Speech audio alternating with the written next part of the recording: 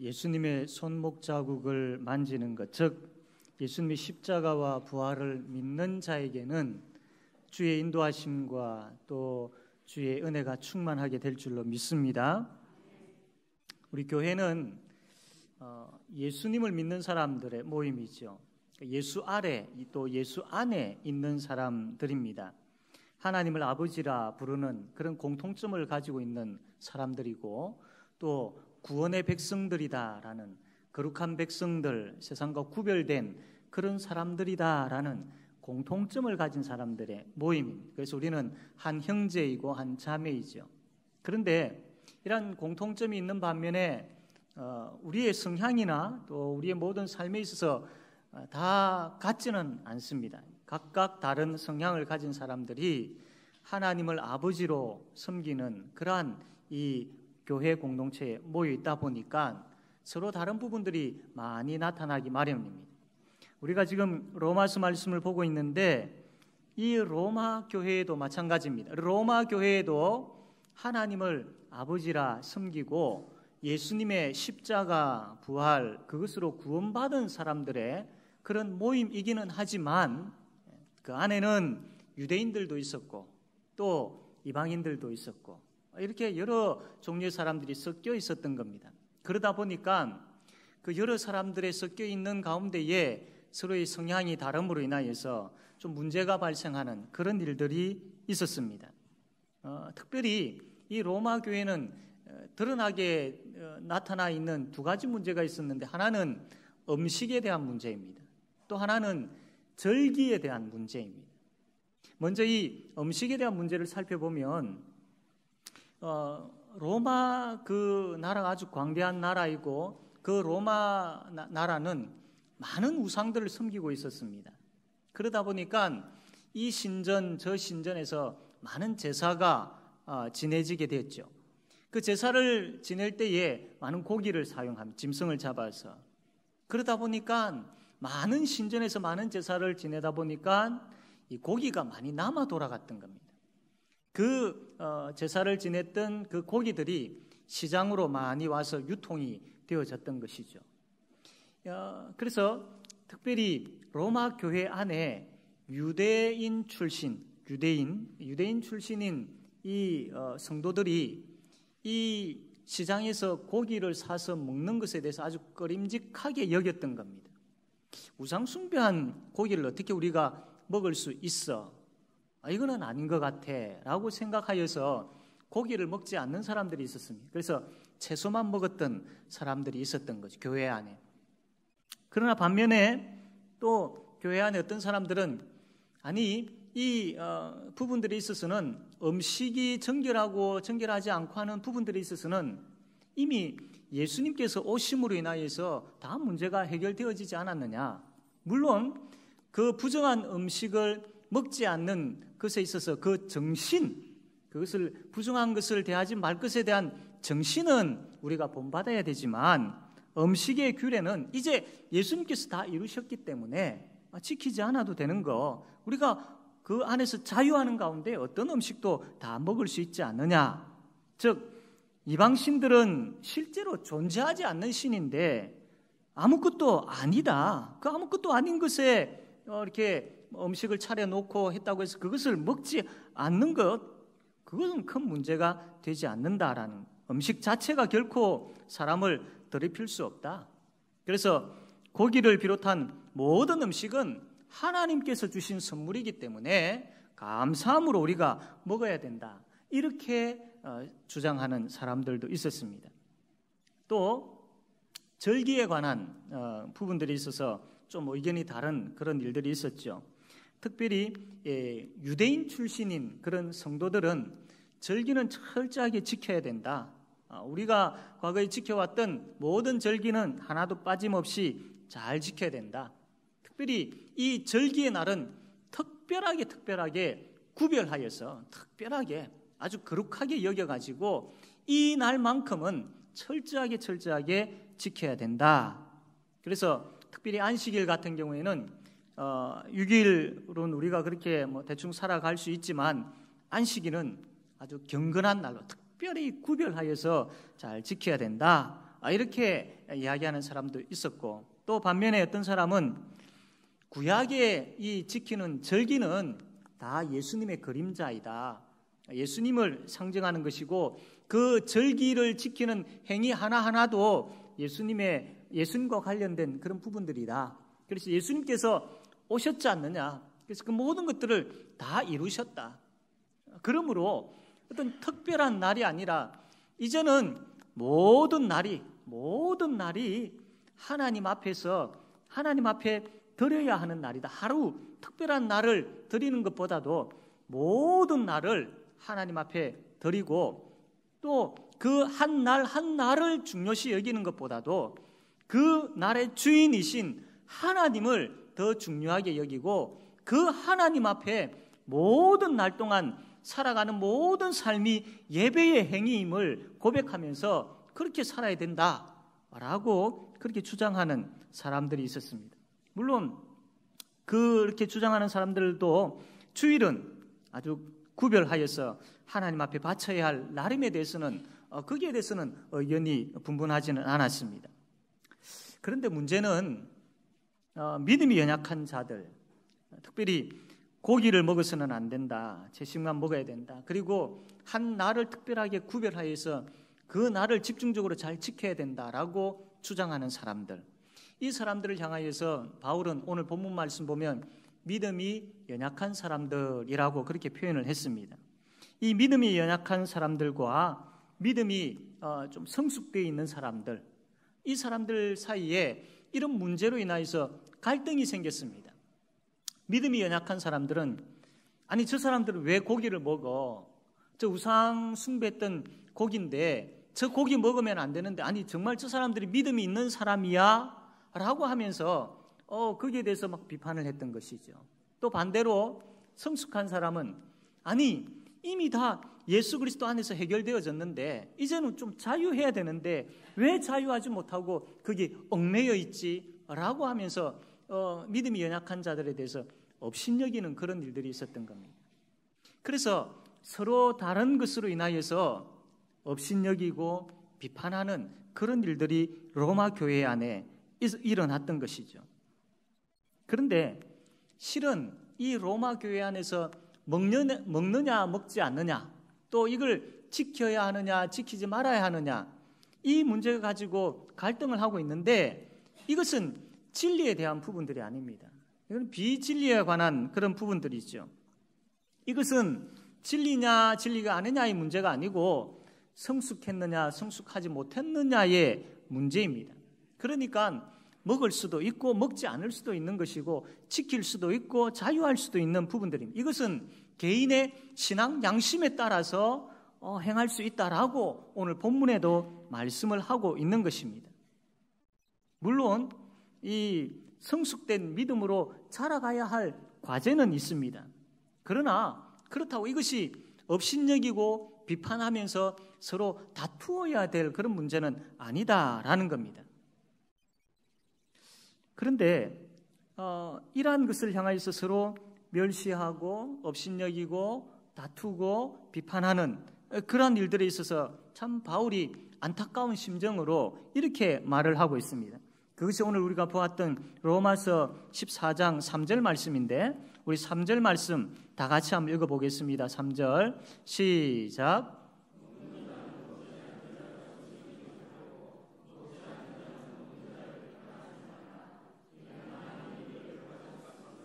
예, 바울이 이렇게 딱 이제 잘라서 이렇게 이야기를 잘 하고 있죠.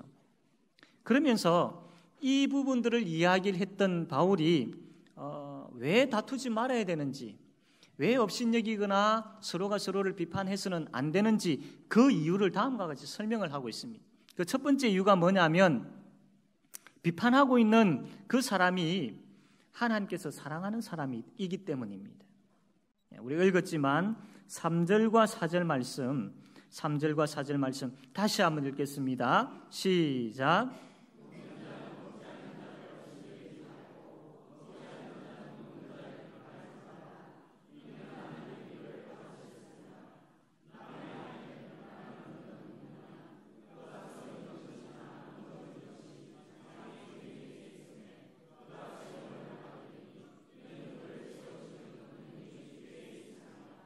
아멘.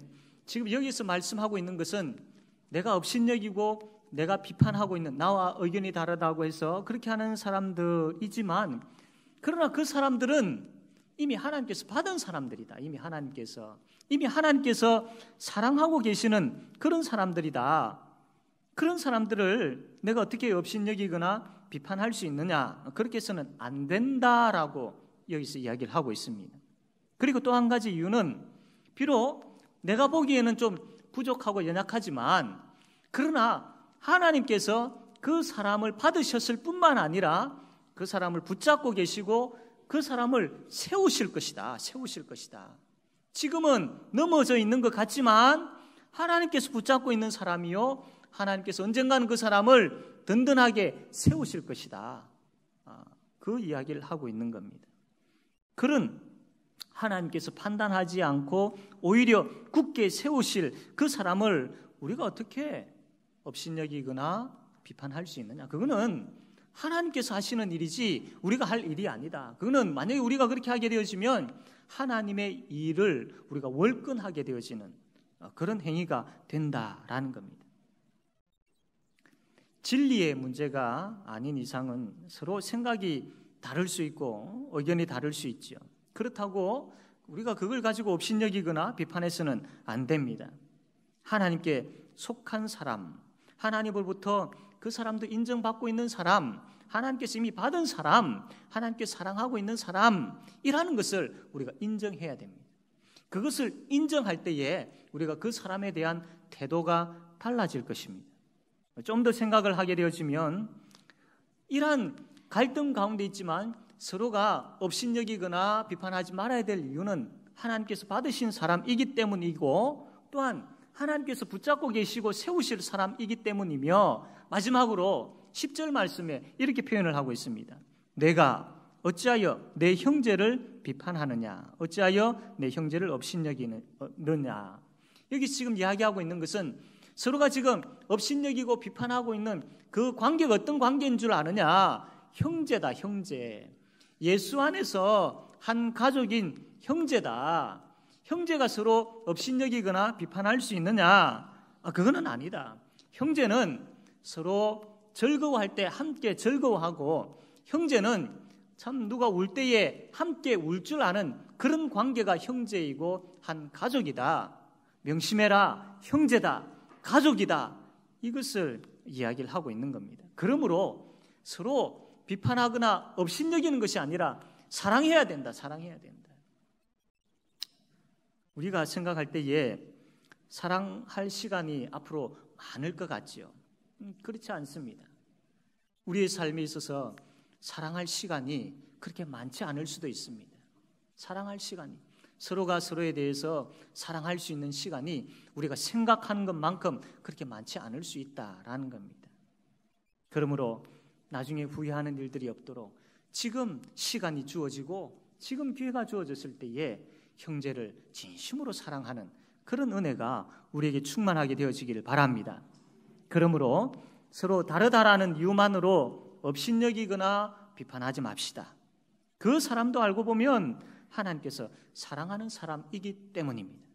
둘째로 서로 업신여기거나 비판하지 말아야 될 이유는 모든 것이 주를 위한 것이기 때문입니다. 6절에서 9절까지 말씀인데 6절에서 9절까지 말씀 좀 길지만 제가 한 절 읽고 여러분은 한 절 읽고 이렇게 교독을 한번 하겠습니다. 나를 중히 여기는 자도 주를 위하여 중히 여기고 먹는 자도 주를 위하여 먹으니 이는 하나님께 감사함이요 먹지 않는 자도 주를 위하여 먹지 아니하며 하나님께 감사하느니라.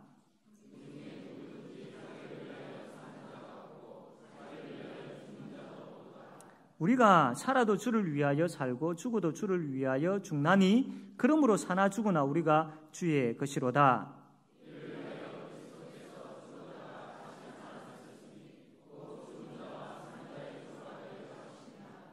아멘. 지금 바울이 여기서 이야기하고 싶은 것이 있는데 그게 뭐냐면요, 먹느냐 먹지 않느냐, 지키느냐 자유하느냐, 이거보다 더 중요한 게 있다라는 겁니다. 그러니까 음식을 먹든지 먹지 않든지 절기를 지키든지 자유하든지 그 목적과 마음가짐이 중요하다. 바울은 이 이야기를 하고 있습니다. 절기를 지키는 문제나 음식을 먹는 문제에 있어서 너가 지금 어떠한 태도를 가지고 있느냐, 그걸 먹느냐, 그걸 지키느냐, 자유하느냐, 먹지 않느냐, 거기에 대해서 자기의 반응이나 태도, 이것보다도 더 중요한 것은 과연 지금 내가 이렇게 행하고 있는 것이 주를 위한 것인가, 주를 위한 것인가. 내가 이것을 먹을 수 있는데 그 먹는 이유가 자유함을 주신 그 하나님께 감사하면서 주를 위하여 내가 이것을 먹고 있느냐. 먹지 않는 것도 먹지 않을 수 있다라는 겁니다. 하나님 앞에서 참 나의 순수함을, 그 나름대로의 삶에 있어서 하나님 앞에서 나의 순수한 신앙을 지키기 위해서 나는 먹지 않겠습니다. 이거 역시 주를 위한 것입니다. 주를 위한 것입니다. 그런 마음 가질 수 있다라는 것이죠. 그래서 먹느냐 먹지 않느냐, 이거보다도 그 마음에 있는 그 목적이 주를 위한 것인지 아닌지, 이게 중요하다라고 지금 바울이 이야기를 하고 있는 것이죠. 물론 본질적인 진리에 관한 부분들에 있어서는 우리는 철저하게 지켜야 됩니다. 철저하게 한 마음 한 뜻을 품고 함께 한 진리를 향하여서 나아가야 됩니다. 이거는 불변한 것입니다. 여기에 누가 도전을 한다든지 이 진리에 관한 부분들에 있어서 누가 다른 이야기를 한다라면 그것은 거짓된 가르침이요, 철저하게 잘못된 것이며 교회에서 추방해야 될, 진리에 관한 부분들을 건드리는 부분들이 있어서는 철저하게 교회에서 막아야 될 그런 부분들입니다. 그러나 비진리에 관한 부분들에 있어서는 주를 위한 것임에 대한 그 목적이 중요한 것이죠. 그래서 신앙 양심상 주를 위한 그런 목적을 가지고 먹을 수도 있고 주를 위한 목적을 가지고 먹지 않을 수도 있다라는, 다양하다라는 것이죠. 로마 교회의 성도들은 참 신앙이 좋은 사람들이었던 것 같습니다. 오늘 말씀 보게 되어지면 누구도 이 로마 교회 성도들은 자기를 위해 살지 않았습니다. 자기를 위해 살지 않았습니다. 살아도 주를 위하여, 죽어도 주를 위하여, 이런 믿음의 각오를 가지고 있었던 사람들입니다. 로마 교회 성도들은 그렇게 살았습니다. 그렇게 살았습니다. 실제 그 상황이 어떤 그 신앙생활을 하기가 참 힘든 상황이었죠. 경제적인 압박이 있어, 예수 믿는 이유 때문에 경제적인 압박을 당하였을 것이고, 예수 믿는 것이 발각되어지면 참 비참한 죽음을 당하게 되어질 수 있는 그런 위기가 있는 그런 상황이었습니다. 그래서 그 로마 교회 성도들은 내가 살아도 주를 위하여 살고 죽어도 주를 위해 죽겠습니다라는 그런 각오를 가지고 있었던, 그런 신앙을 가지고 있었던 사람들이었습니다. 이들의 삶의 모든 영역에 있어서는 철저하게 주를 위해 이 구호가 끊이지 않았던 것이죠. 그래서 바울은 너희들이 지금 그 믿음을 가지고 있지 않느냐, 너도 주를 위하여 사나 죽으나, 저 사람도, 너와 의견이 다른 저 사람도 사나 죽으나 주를 위하여, 이런 그 믿음을 가지고 있지 않느냐. 그래서 서로의 행동이 다르다 할지라도 동기를 보아라. 그 사람 마음속에 있는 목적과 동기를 보아라. 똑같은 동기이지 않느냐. 그 신앙의 양심을 가지고 주를 위하여 그렇게 하는 것에 대해서 어떻게 업신여기거나 비판할 수 있느냐. 그렇게 할 수 없다라고 바울이 이야기를 하고 있는 것입니다. 그리고 더 나아가서 이 말씀을 통하여서 우리가 알아야 될 부분들은, 나도 지금 이것을 하느냐 하지 않느냐, 이 부분들에 있어서 우리가 고민하기에 앞서서 나도 주를 위하여 살고 주를 위하여 죽고자 하는 그런 신앙을 가지고 있느냐, 이것이 먼저 점검되어져야 되는 겁니다. 이게 다른 사람이 저것을 하는데 다른 사람이 저것을 하지 않는데 이것을 우리가 보고 업신여기거나 비판하기에 앞서서 내가 주를 위하여 살고 주를 위하여 죽을 수 있는, 사나 죽으나 내가 주의 것이다라는 그런 고백을 가지고 나도 그렇게 생각하고 그렇게 생활하고 그렇게 행하고 있느냐라는 겁니다. 그것을 우리가 먼저 살펴야 할 것입니다. 우리가 살아가고 있는 그 삶, 내가 지금 하고 있는 그 일들이 주를 위한 것인지 나를 위한 것인지 한번 생각해 보십시오.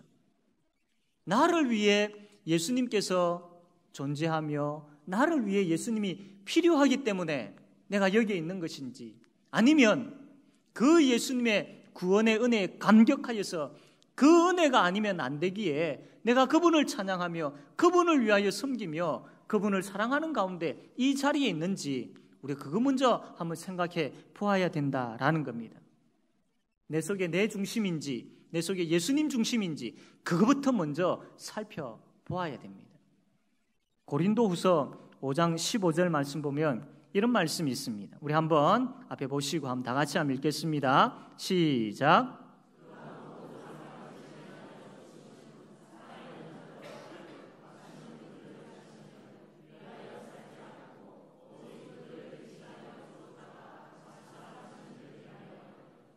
아멘. 예. 예수님께서 우리를 대신하여 죽으신 그 이유는 바로 우리에게 생명을 주시기 위함이죠. 생명을 주시기 위함입니다. 그러므로 예수 생명이 우리에게 있습니다. 그것은 다르게 표현하면 이제는 나의 삶은 내가 인생의 주인이 아니라 예수님이 나의 인생의 주인이시다라는 것을 고백하는 겁니다. 단순하게 생명이 있다라는 것이 내가 이제 죽어서 천국 간다, 이것도 맞지만 그것만 이야기하는 것이 아니다라는 겁니다. 이제 지금 이 시대를 살아가고 있는 지금 이 순간 이 삶에 있어서 이제 더 이상 내가 내 주인이 아니라 예수님이 내 주인이시다라는 겁니다. 로마서 말씀을 계속 보는 가운데 12장부터 이제 우리가 어떻게 살아야 할 것인가, 그 내용의 말씀을 보고 있습니다. 그것을 보면서 여러분이 계속 듣고 있는 단어가 있을 겁니다. 그것은 우리가 예수님의 제자다라는 겁니다. 예수님의 제자, 예수님의 제자, 이 말을 계속 듣고 있을 겁니다. 우리는 예수님의 제자입니다. 이것을 다르게 표현하면 이제는 내 방식대로 내 중심으로 사는 삶이 아니라 예수님의 방식대로 예수님을 닮아가며 예수님을 주인으로 모시는 삶을 사는 자이다, 이것을 고백하는 겁니다. 그래서 어떻게 살 것인가, 예수님을 주인으로 모신 예수님의 제자의 삶의 모습이 우리에게 있어야 된다, 이것을 12장 이후부터 계속 보고 있는 것이죠. 교회는 그냥 단순하게 명상을 하는 곳이 아니죠. 돌을 닦는 곳도 아닙니다. 교회는 삶이 있어야 됩니다. 삶이, 예수님의 삶이 있어야 됩니다. 성도의 모습을 통하여서 예수님이 보여야 되는 것이죠. 예수님께서 다스리실 때에 거기에 순종하며 예수님의 다스림을 받는 삶, 예수님과 함께 즐거워하고 기뻐하는 삶, 그래서 그분을 위하여 사는 삶, 그 삶이 있는 곳이 바로 교회인 것입니다. 이 한 주간 이 말씀을 들으면서 우리가 고민하기를 바랍니다. 내 삶 중심인지 예수님의 삶 중심인지, 내 삶이 나의 중심인지 예수님 중심인지. 만약에 아무리 생각해봐도 예수님 중심보다 내 중심이 많았다면 바뀌어야 됩니다. 하나님 앞에 몸부림치셔야 됩니다. 하나님, 이 일을 하고 이것을 계획하고 이것을 추진하고 하는 이 모든 부분들에 있어서 내 중심이었습니다. 나의 유익이었습니다. 그러나 이제 바꾸겠습니다.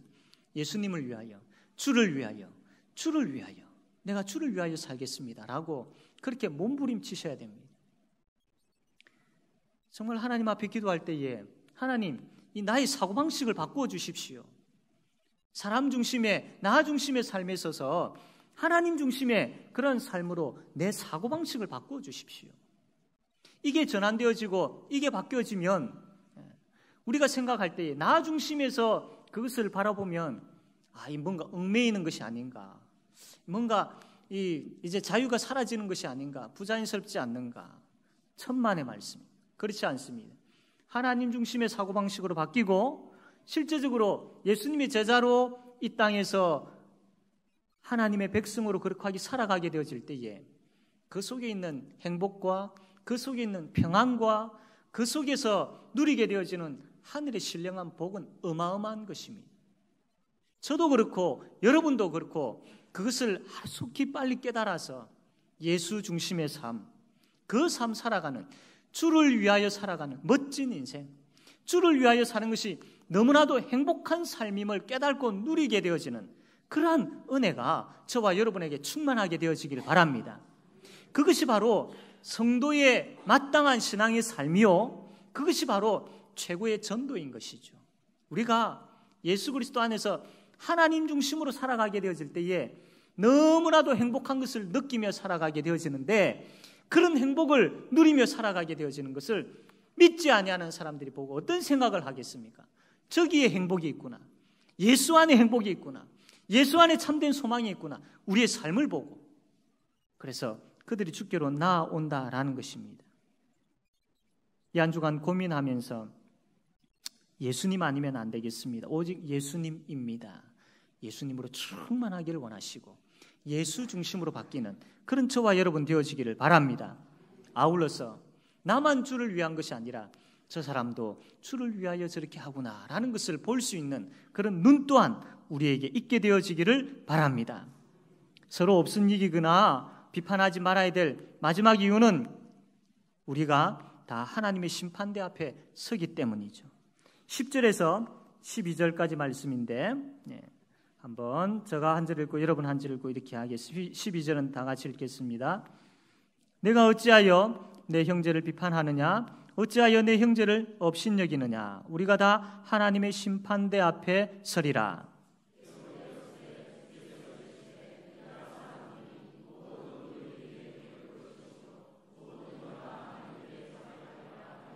다 같이 읽겠습니다. 이러므로 우리 각 사람이 자기 일을 하나님께 직구하리라. 아멘. 우리가 여기서 지금 이야기하고 있는 것은 우리는 지금 남을 업신여기거나 비판할 처지가 못 된다, 이 말을 하고 있는 겁니다. 왜냐하면 우리는 다 죄인들이기 때문입니다. 우리 죄인들이기 때문에 지금 남을 비판하거나 이게 업신여기는 그렇게 할 여유가 없고, 우리는 하나님의 은혜를 구할 수밖에 없는, 지금 하나님의 은혜를 구하는 것에 있어서도 정말로 급하며 또 그 하나님의 은혜를 바라보며 사모하며 거기에 집중해야 될 때이지 업신여기거나 비판할 때가 아니다라는 것을 이야기를 하고 있는 것입니다. 남을 판단하는 부분들은 우리가 할 일이 아니죠. 하나님께서 하신 일입니다. 유일하게 사람을 판단하고 비판할 수 있는 그 재판권은 오직 하나님께만 있기 때문이죠. 그래서 만약에 지금 우리가 남을 업신여기거나 비판하는 그런 부분들이 있다면 그는 우리가 하나님의 자리에 서려고 하는 그런 교만이 되어지기가 쉽습니다. 그러므로 우리는 철저하게 우리 자신을 먼저 생각할 줄 알아야 됩니다. 주님은 여기에 대해서 이렇게 말씀을 합니다. 마태복음 7장 1절에서 5절 말씀인데요, 비판을 받지 아니하려거든 비판하지 말라. 너희가 비판하는 그 비판으로 너희가 비판을 받을 것이요, 너희가 헤아리는 그 헤아림으로 너희가 헤아림을 받을 것이니라. 어찌하여 형제의 눈 속에 있는 티는 보고 내 눈 속에 있는 들보는 깨달지 못하느냐? 보라, 내 눈 속에 들보가 있는데 어찌하여 형제에게 말하기를 나로 내 눈 속에 있는 티를 빼게 하라 하겠느냐? 외식하는 자여, 먼저 내 눈 속에서 들보를 빼어라. 그 후에야 밝히 보고 형제의 눈 속에서 티를 빼리라. 모든 것은 유일하신 재판장이신 하나님께서 판단하십니다. 그러므로 하나님께 맡겨야 됩니다. 그리고 우리도 하나님 앞에 서야 할 사람들임을 명심해야 됩니다. 그래서 남을 판단하기보다는 우리 자신들을 하나님과 그분의 말씀 앞에서 살피는 것, 이게 먼저다라는 겁니다. 그래서 우리 자신들을 먼저 하나님 앞에 말씀에 비추어서 살필 줄 아는 그런 하늘의 지혜가 우리에게, 저와 여러분에게 충만하게 되어지기를 바랍니다. 이제 말씀을 맺겠습니다. 교회 안에는 진리에 관한 것은 모두 다 예외 없이 한마음 한뜻을 품고 다 그 진리에 집중되어져야 됩니다. 그 진리를 향해서 다 나아가야 됩니다. 그러나 비진리에 관한 부분들은 믿음이 강한 사람과 약한 사람에게 있어서 서로 다를 수가 있지요. 그렇다고 해서 업신여기거나 비판해서는 안 됩니다. 특별히 오늘 본문을 시작하면서 바울이 제일 처음에 누구를 향하여서 이야기하느냐 하면 믿음이 강한 사람들을 향하여서, 성숙된 사람들을 향하여서 먼저 이야기를 하고 있습니다. 그 1절에 보니까 믿음이 연약한 자를 너희가 받되 그의 의건을 비판하지 말라. 믿음이 강한 자에게 먼저 이야기를 하고 있는 것이죠. 교회 안에 우리보다 믿음이 연약한 사람들이 있을 수 있습니다. 물론 우리가 그 사람들을 가르쳐야 되겠지요. 하지만 먼저 우리가 그 사람들을 받아야 됩니다. 그 사람들을 마음으로 받아야 됩니다. 품어야 됩니다. 그 사람들이 정말로 사랑해야 할 사랑의 대상자임을 먼저 우리가 받아야 되는 겁니다. 그래서 그 사람들을 볼 때에 품읍시다. 그리고 그 사람도 하나님의 사람임을 인정합시다. 하나님께서 세우실 하나님의 사람임을 우리가 믿어야 됩니다. 아울러서 그 사람 마음속에도 참 비록 연약하지만 주를 위한 그 믿음이 있음을 또한 우리가 알아야 됩니다. 그렇기 때문에 이제는 그들을 위하여서 기도하며, 때로는 인내하며, 때로는 양육하고, 때로는 돕고, 때로는 섬기면서 기다릴 줄 알아야 됩니다. 그렇게 믿음이 성숙된 자와 믿음이 연약한 자가 그렇게 서로가 서로를 이해하고 서로가 서로를 품고 또 서로가 서로를 돕는 가운데에 그렇게 교회가 세워지는 것이죠. 사랑하는 성도 여러분, 믿음이 강한 자나 연약한 자 모두가 서로가 서로를 인정하고 받을 줄 아는, 그래서 주님 안에서 같이 함께 성숙되어져 가는 그런 우리 제5영독교회가 되어지기를 바랍니다. 아멘.